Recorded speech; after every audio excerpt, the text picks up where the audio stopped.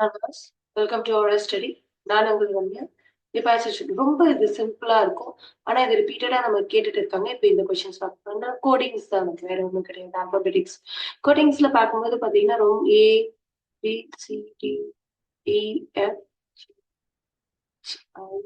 GHIJKLM எப்பவுமே எழுதும்போது இந்த மாதிரி எழுதிட்டு NOPQRSTUVX Y Z. ஏன் இப்படி எழுத சொல்றேன் அப்படின்னு பாத்தீங்கன்னா ஈஸியா இருக்கும். நமக்கு சர்க்குலேட்டட் பண்ணும்போது ஈஸியா இருக்கும். 1 2 3 4 5 6 7 8 9 10 11 12 13 14 16 17. ஒரு ஒரு விஷயம் பார்த்துக்கோங்க. பட்டு நமக்கு ஆன்சர் ஈஸியா ஃபைண்ட் பண்றதையும் நம்ம பார்த்துக்கணும். இங்க பாருங்க, டி அப்படின்னும் போது என்ன கொடுத்துருக்காங்க, 5 கொடுத்துருக்காங்களா? அப்ப டின்னும் போது 4 தான். அப்ப +1 செக் பண்ணி பாருங்க, 5. அடுத்தது ஈன்னும் போது செக் பண்ணுங்க, 6ன்னு இருக்கா? அப்ப பாருங்க +1. அவ்வளவுதாங்க. +1 பண்ணியிருக்காங்க.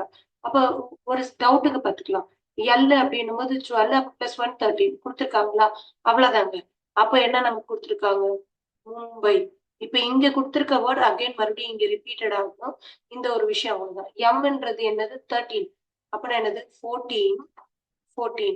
அப்ப யூன்றது என்ன இருக்கும், 17 18 19 20 21. அப்ப என்ன 22 வருமா? அவ்வளவுதான் 22. ஆப்ஷன் இ.